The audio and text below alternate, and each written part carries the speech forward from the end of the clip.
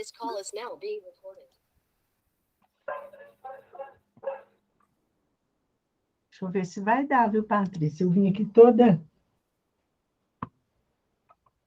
Será que é porque é PDF, Patrícia? Não tá É porque não vai PowerPoint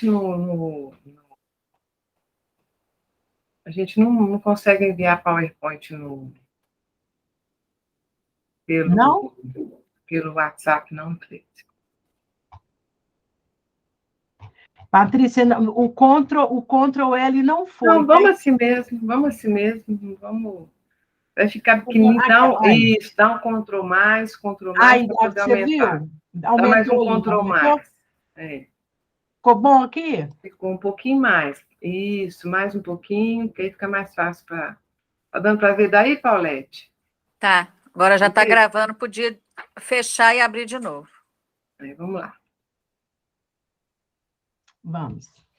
Bom, então a gente vai falar sobre gamificação. É bom porque a Paulette também tem um trabalho legal com jogos, né? E aí a gente vai poder desmistificar um pouquinho algumas informações sobre jogos. Aí Cleison, infelizmente, vou ter te pedindo para poder ir passando Uhum. Tá bom? Pode passar. Tá? Então, quem é que produz jogos digitais no Brasil? Isso é importante saber porque há uma dicotomia entre quem produz e para quem é produzido e de que forma é usado os jogos digitais no âmbito da educação, né? Então, esses dados não são dados aleatórios, são dados obtidos junto com a Abragames e com o próprio MEC, e a gente tem que a escolaridade das pessoas que estão produzindo jogos digitais no Brasil atualmente, curso superior ou cursando superior, eu peço desculpa por um S que está aí no cursando, a idade média de quem produz é 26 anos e meio, homens, eminentemente masculino, é o mercado masculino, de produção de jogos, não de quem joga, tá? Mas é de produção de jogos, e o engajamento no mercado. Por que eles buscam e procuram fazer jogos digitais? Ou porque estão fazendo um curso, e isso aí, inclusive os jovens, né? A meninada de 18, 16 anos, que está cursando o curso nível médio e acaba tendo uma opção de curso diferenciado, e como dá muito dinheiro jogos no mundo, acaba enveredando por esse caminho. Por hobby, porque gosta de fazer, porque gosta de jogar e quer descobrir como é que funciona, ou porque tem uma empresa e quer investir nesse mercado, ou outras tantas opções. Eu selecionei esses percentuais, pode botar só um minutinho, Cleide? Eu selecionei esses percentuais porque é mais interessante do que a gente está tratando neste momento agora, tá? Agora pode passar, tá bom? Onde que esse pessoal está produzindo jogos? Como que competir com esse grupo? A média que as pessoas perdem jogando, né, de tempo jogando hoje em dia no Brasil é de 2 horas e 30 minutos. Mais um pouquinho que isso, a turma joga e usa o celular, o computador, o que quer que seja para poder jogar, porque além de jogar, eles batem papo, eles conversam, eles travam relacionamento enquanto estão jogando. Então, o jogo não é só para poder ficar ali o tempo todo vidrado no jogo, não. Estão jogando com outras pessoas, né? Ou estão jogando individualmente, você acaba criando conexões com outras pessoas, ou com outros universos, com outros links, enquanto estão jogando. E é um percentual interessante, porque a gente estava falando que todo mundo está querendo fazer jogo hoje em dia, porque dá muito dinheiro, e dá mesmo, né? E a Abra Games, que é uma entidade que começou pequititinha no Brasil e que agora virou uma instituição com a ajuda, inclusive, do governo federal, ela detectou que houve um aumento significativo de 169% de estúdios que abriram legalmente, nós estamos falando só dos legalmente, tá? No Brasil, de 2019 até o ano passado, 169%. Então, nós temos hoje em dia 1.009 estúdios de jogos, mas estúdios bem montados, estúdios com 12, 15, uma média de 15 pessoas, tá, envolvidas para a produção, porque um jogo não é simplesmente a mecânica do jogo, não. Eu tenho que pensar na história, eu tenho que pensar no roteiro. A Paulette entende disso um pouquinho mais do que a gente, Cleiton, porque a Paulette mexe com teatro, então tem aquela produção de roteiro, figurinos, né? Pensa-se nisso tudo, personagens, tipo de personagens, qual que é o perfil desses personagens, ainda que a gente acredite que isso não seja pensado na produção do jogo, tá? Entendi. A região dominante na produção de jogos ainda é a região sudeste. Tem gente produzindo no norte e no nordeste, mas a significância é muito pequena. Concentra-se em São Paulo, principalmente, Rio de Janeiro. O mercado de Minas é um mercado extremamente conservador e com uma produção razoável, se for considerar esse mercado de trabalho. E o trade marketing, ou seja, a representatividade no sentido de direitos autorais, de produtividade, é produção própria. Então, não existe um descritor sobre quem produz jogos no mundo, né, nem no Brasil. Então, você tem liberdade para poder registrar sua marca e falar, esse jogo é meu e não sei mais o quê, sem muitas intervenções, como é o que acontece no mundo acadêmico, no mundo científico.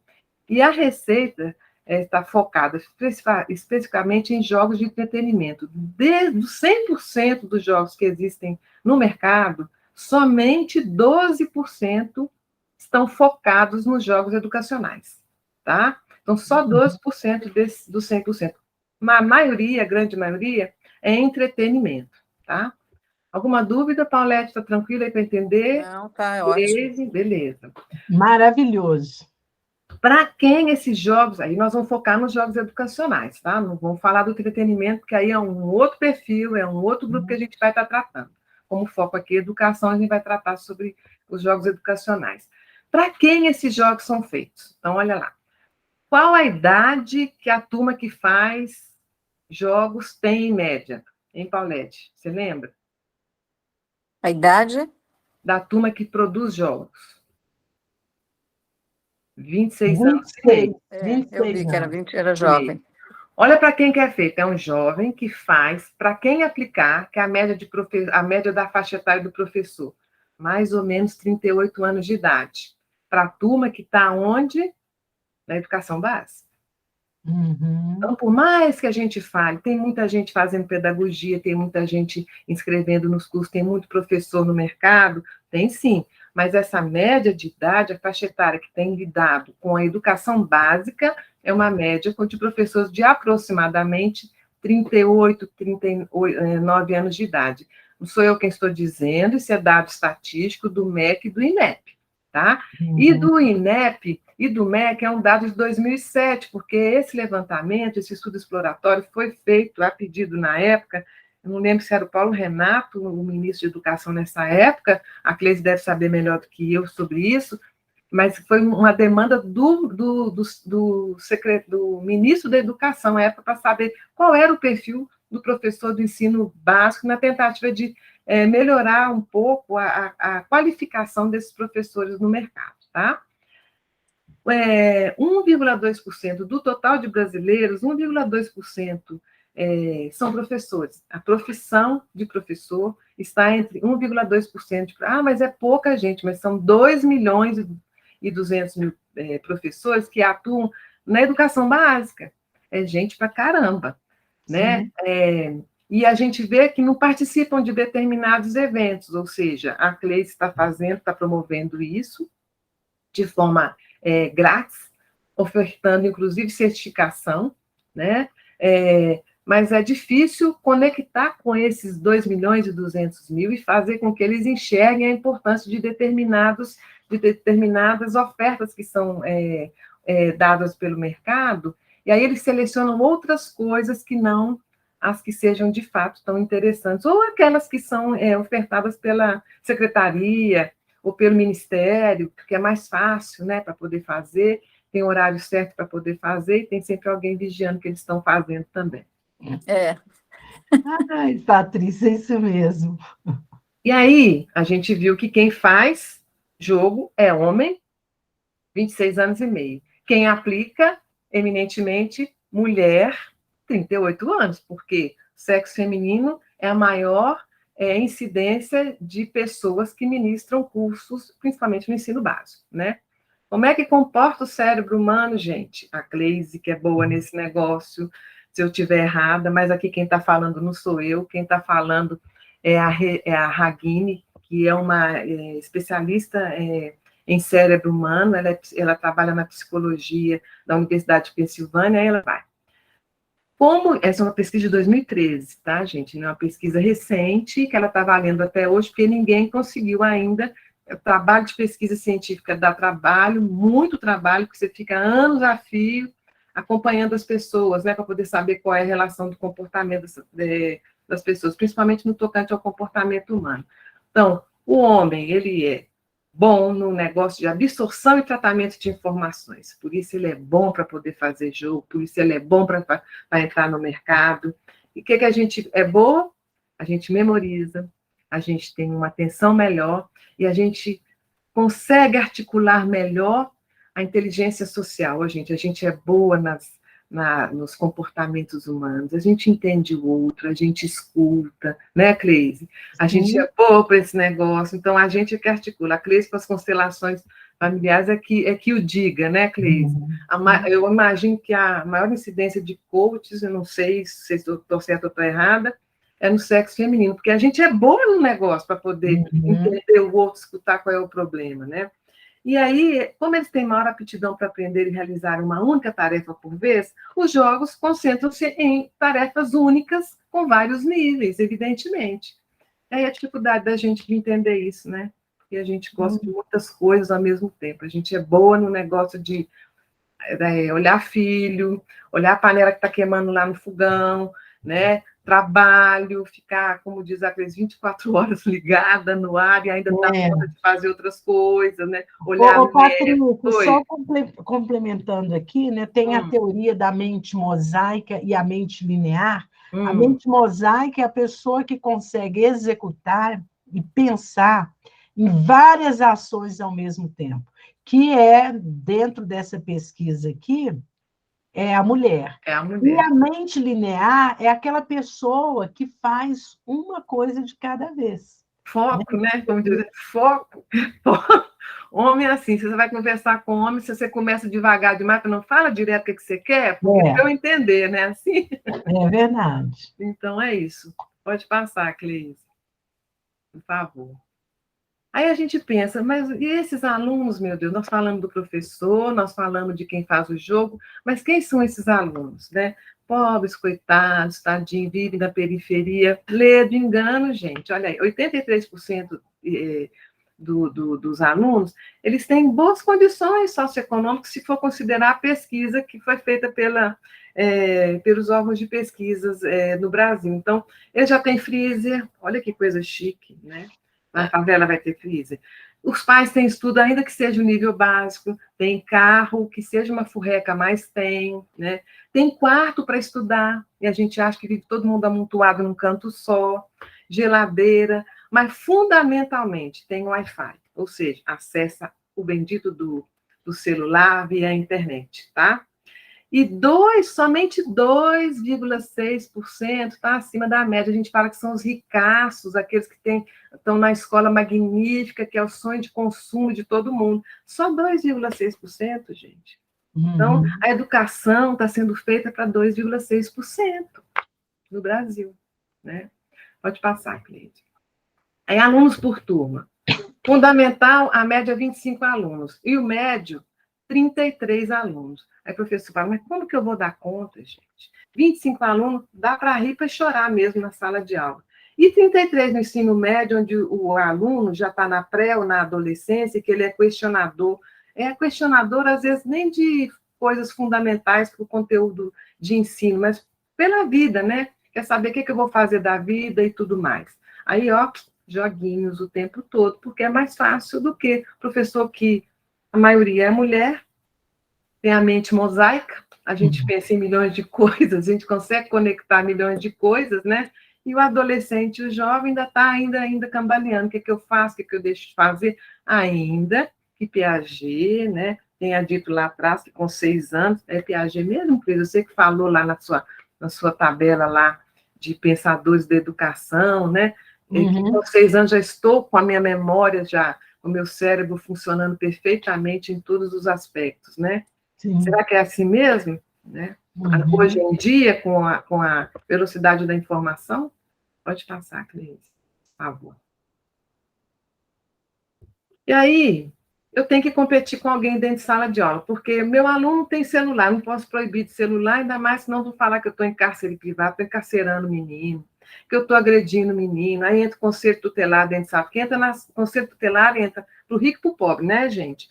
Conselho tutelar, aí a diretora tem que entrar, tem que fazer a mediação de conflito, aquela trejeira toda. Então, eu tento aplicar jogos, mas a gente tem que entender que a aplicação de jogos educacionais são feitos para poder ajudar o sujeito a resolver problemas. Solução de problemas. É para isso que os jogos são usados no campo educacional. E não para ensinar conteúdo, tá? É para solucionar problemas. Pronto, Cleide, pode passar. Aí, eu venho com aquela máxima dos psicólogos. Vamos fazer dinâmica de grupo. E dinâmica de grupo parece com jogo, não é? Eu sempre divido a turma, né? Assim, eu divido a turma em 2 grupos ou 2 equipes, né?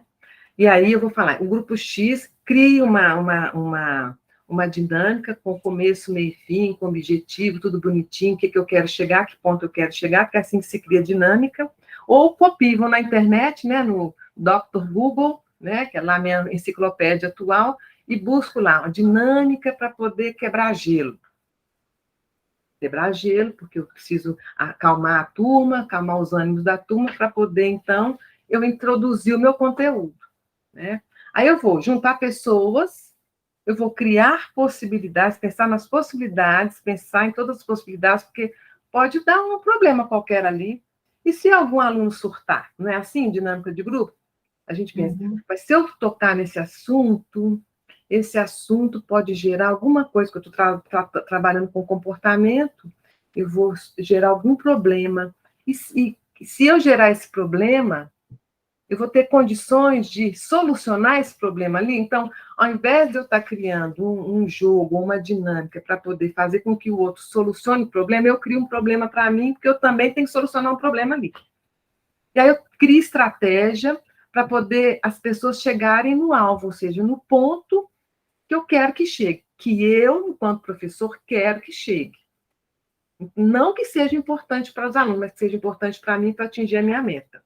E eu espero os resultados. Isso é dinâmica. Eu tenho 4 pontos, 4 pilares para poder montar uma dinâmica. Pessoas, possibilidades, estratégicas e resultados. Pode passar, Cris. Mas um jogo, ele é definido por um conjunto de regras. 5 elementos. Para eu dizer que uma dinâmica é jogo, eu preciso incluir, aumenta um tiquinho aí, Cleide, a relação de preferência. Então, ó, eu tenho, para um jogo, eu tenho número de participantes, mesmo que seja para uma pessoa só, se eu jogo a paciência, eu tenho participante, tá? Quais são as ações possíveis? Na paciência, eu tenho quais são as ações possíveis. 3, resultados. Quais são os resultados que a pessoa pode chegar para poder montar os joguinhos, as cartas? A estratégia, eu posso usar algumas estratégias, não são muitas, mas eu posso usar algumas estratégias para poder juntar as cartas no celular. Mas eu tenho relação de preferência? E o que é relação de preferência? Pode passar, Cleide. Yes! Relação de preferência, desafio, recompensa, Paulette. Cleide gosta muito de falar de recompensa. O que é recompensa? A recompensa no evento que a Cleide está oferecendo agora são certificados. O desafio é motivar essas pessoas, é cutucar essas pessoas a fazê-las participar desse evento. É um jogo também, se formos pensar nisso. Então, eu também tenho relação de preferência. A relação de preferência não foi atingida do como eu desejava. Eu queria mais participantes, não é? O meu desafio era tocar em mais pessoas para que essa recompensa pudesse ser ofertada, tá? Então, a relação de preferência do outro não foi essa, são outras coisas. Pode passar, Cris. E qual é a escolha de preferência? Eu posso escolher um jogo, onde eu vou buscar, além da educação, o prazer, né? Ou a dinâmica, onde eu vou buscar o feedback. O que você sentiu? É assim no final de uma dinâmica. E aí, foi bom para vocês? Vocês gostaram da dinâmica? Qual foi o seu sentimento nessa dinâmica? O que você sentiu? Você gostou? Fala para mim qual foi o seu sentimento, o que você acha que não deveria acontecer. O seu coleguinha aqui, você acha que foi correto ou que foi errado? E aí, quando ele te dá a resposta, você entra com todo o seu conhecimento, com toda a sua sapiência sobre o comportamento humano. Olha, mas coloque-se no lugar do outro, olha a empatia. Coloque-se no lugar do outro. No jogo não tem isso não, é prazer. Você gostou? Foi fera, foi bom demais, foi uma delícia. Mas eu não vou perguntar para ele. Você acha que é legal ficar matando o tempo todo? Não vou. Jogo é jogo, né? Tá bom? Vamos passar, Gleice? Legal. E aí a escolha é a sua preferência. Olha o que a meninada gosta. A meninada ama. Free Friday. É batalha, vida e morte o tempo inteiro, e os meninos conversam com todo mundo e ficam o tempo todo jogando para lá e para cá, e uma conversa assim louca, e xingam um ao outro, e num universo assim impressionante. É de graça, inclusive, pode baixar, tá? E tem níveis também, de você poder matar, você poder sobreviver, mas o objetivo é sobreviver, tá? Se está matando, é uma guerra. Não é para guerra, quando você vai para a guerra, você tem que matar ou morrer. É essa a sensação que os meninos têm. O Fortnite, que é essa diversão sem limites, é tiro o tempo todo, é tiro ao alvo. Tem até o Free Fire, é tão legal, que tem um canal que está sendo divulgado a batalha final do Free Fire. Então, tem desafios e dá um baita do dinheiro. A turminha que joga bem, que é boa na estratégia de se safar, de sobreviver, ganha muito dinheiro. Tem jogadores que ganham mais que jogadores de futebol do Free Fire, tá? No mundo todo. O Minecraft, ele foi tão legal que ele chegou a ser estudado até em Oxford, não, em Harvard, né? E aí ele é estratégia de construção. Então, os meninos ficam construindo em blocos, casinhas e não sei o quê, mas isso é uma estratégia. Se o professor souber trabalhar, muito embora não seja esse o objetivo do jogo, ele consegue tirar proveitos das estratégias do Minecraft. O Crossfire, que é ganhar para conseguir medalhas. É medalha, medalha, medalha. Lembra aquele desenho que tinha? Medalha, medalha, medalha, medalha. É o Crossfire. É o Crossfire atual, tá? Então, as observações que a gente pode ter sobre os pressupostos das posturas dos jogadores. Rival, individualista e associativo. É o que a gente espera do sujeito. Então, situações típicas. Eu posso ser predatório, sair matando todo mundo. Eu posso ter uma concorrência leal, tá? E eu posso ser associado, fazer alianças, consórcios e parcerias. É bem parecido com a vida real. A gente não acredita que seja, tá? E aí tem todos os resultados desejados. Quando eu sou rival, eu quero eliminar e reduzir concorrente. Quanto menos concorrente eu tiver, o caso da medalha, eu vou ganhar a medalha, né? Eu vou ser medalha de ouro. O individualista, eu vou vencer ou sobreviver. Então, ou eu vou vencer, eu vou ser o grande campeão, ou eu vou sobreviver, mesmo que eu não vença, tá? O importante aí é sobreviver ou vencer. O associativo é o melhor possível para todo mundo. É aquele cara bom, né? O bom de papo, é o bom de gogó. Ele adora ser legal com todo mundo. Esse é o associativo. E os éticos quanto ao rival, vale tudo para sobreviver. Quanto ao individualista, vencer sim, mas com dignidade, né? Eu posso até perder, mas eu fui digno aqui, né? Tudo bem? Ou um associativo, estamos todos no mesmo barco, né? Aquela conversa para boi dormir. E os tipos de frases que eles usam? Todos contra mim, são todos contra mim, então tem que matar ou morrer, né? O individualista é cada qual para si e que vence o melhor. E o associativo, um por todos e todos por um. Quando a gente vê os meninos jogando no Free Fire, a gente enxerga todos esses pressupostos de postura dos jogadores. Pode passar, Cleise. E aí, a gente vai falar sobre gamificação. O que de fato é gamificação? Então, eu já falei o que é dinâmica. A dinâmica busca o feedback. O que é um jogo? O jogo busca o prazer, né? A satisfação de estar ali jogando. E que a dinâmica, eu tenho 4 pilares, né? E que o jogo são 5 pilares necessários. Agora, os pilares da gamificação são 8 desafios que eu posso usar na educação. são desafios conceituais, quando eu consigo alinhar os conteúdos do curso com o desafio de jogo. Fracasso produtivo, porque para gamificação, e assim como para o jogo, nós vimos lá no associativo, né, e no individualista, perder também é importante, porque com a perda a gente pode aprender, tirar proveito da perda. A calibragem, aí vem a zona proximal, que você é boa nisso, né, Cleis, lá com o Vygotsky. A resiliência, estimular a persistência, o desejo de continuar, não pode desistir, você vai continuar a ultrapassar limites, você vai continuar a ultrapassar esse desafio, esse nível você vai conseguir subir, vamos lá, vamos tentar de novo, é mais um nível, opa, beleza. A confiança, né? Porque o aprendizado permite o ganho de confiança, porque ultrapassa a capacidade de ultrapassar as fases, e a motivação, que é despertar os gatilhos motivacionais intrínsecos, positivos, né? A motivação é despertada, ela não é individual, né? Não adianta eu querer despertar a motivação na Paulette. Eu tenho que bater na porta, oi, Paulette, tudo bem?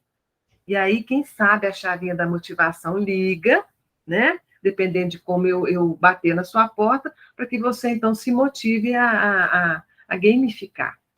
Acessibilidade, todo mundo está igual, isso é legal na gamificação, todo mundo começa do começo, não tem o que sabe mais ou o que sabe menos, né? O desafio é igual para todo mundo, e profundidade no aprendizado.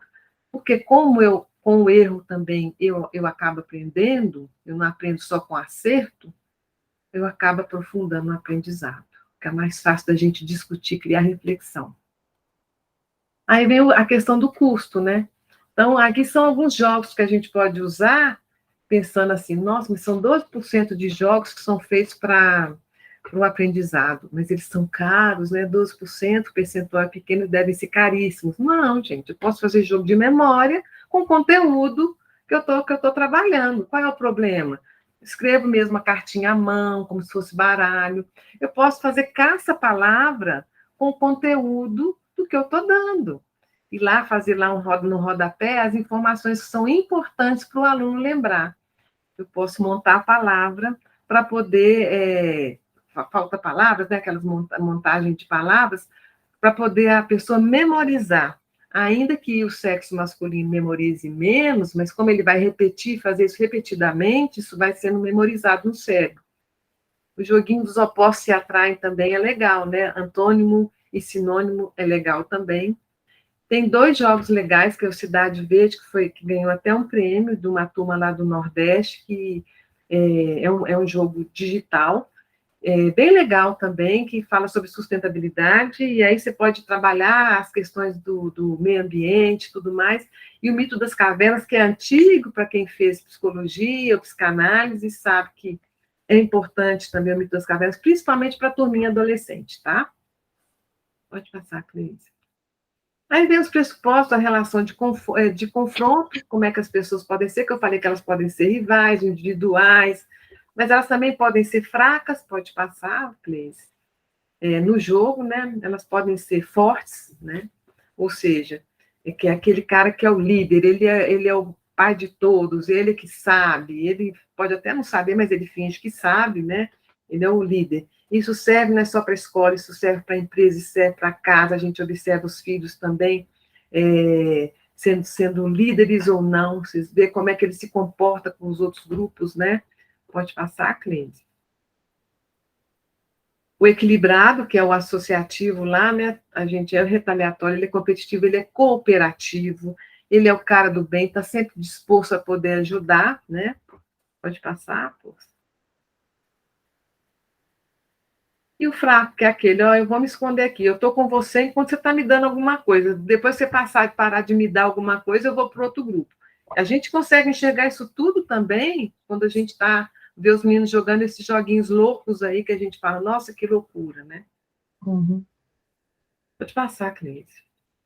E aí vem um resumão sobre isso, né? Os individuais mais os pressupostos equilibrados.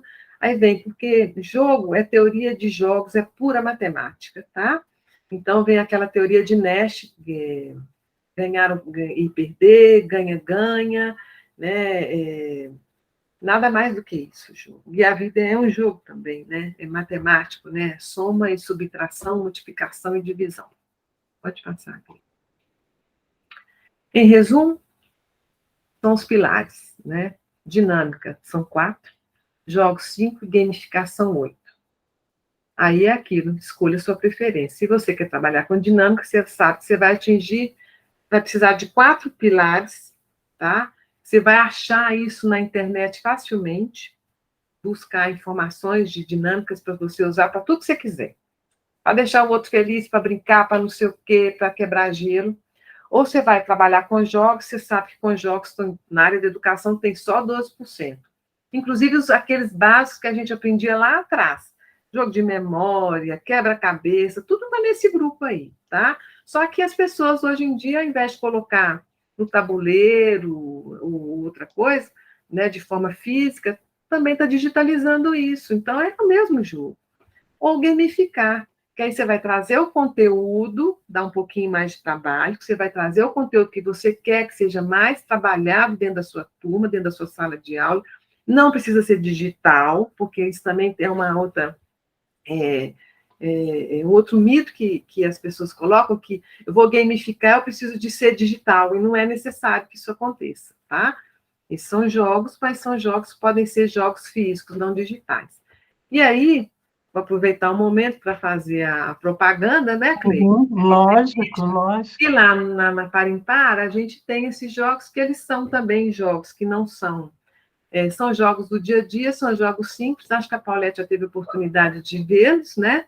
E são jogos de monta-palavras mesmo, né? Com o universo de astrologia, de festa junina, de turismo, comidas da Amazônia, que se sustentabilidade, e outros jogos que estão aí no mercado também e podem ser usados. São jogos simples, não são encontrados só ali na Parimpar, tem outros jogos que podem ser, e os mesmos podem ser encontrados em outros lugares, de forma gratuita. Então, não há o que dizer que eu preciso de investimento muito alto para poder gamificar, usar jogos digitais na escola. Agora, só fazer um parênteses, que um diferencial que existe entre uma escola particular e uma escola pública é que a escola particular, os laboratórios de computação, eles são, de fato, utilizados. E são utilizados de forma otimizada, eles são compartilhados em momentos corretos dentro da escola, dentro dos conteúdos que são ministrados, são discutidos isso em sala de aula. Nas escolas públicas, isso não acontece com frequência. Normalmente acontece quando eu não tenho nada para dar, ou eu levo para a biblioteca da escola, quando tem biblioteca, eu levo para o laboratório, para os meninos brincarem, ali ninguém fica olhando, tá? Às vezes é um monitor que está olhando de forma aleatória, às vezes é até uma criança mesmo, um adolescente que está ali olhando de forma aleatória, sem objetivo.